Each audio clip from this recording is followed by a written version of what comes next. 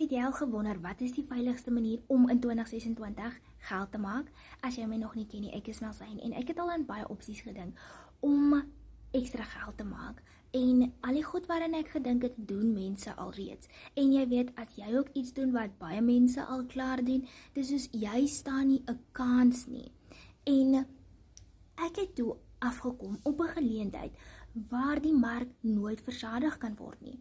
Ek het 'n aanlyn besigheid met herverkoopsregte. So met my produk kan ek oor en oor en oor verkoop. En weet jy, wat is die veiligste en lekkerste en maklikste manier, 5 stappe van hierdie digitale bemarking en aanlyn besigheid?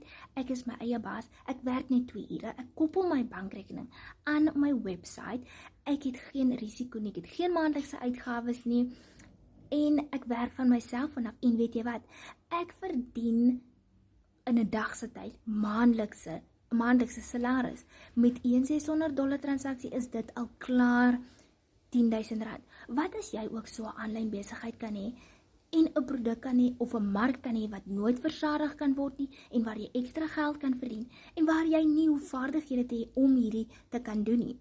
Skryf vir my PDF in die comments as ek vir jou kan wys hoe.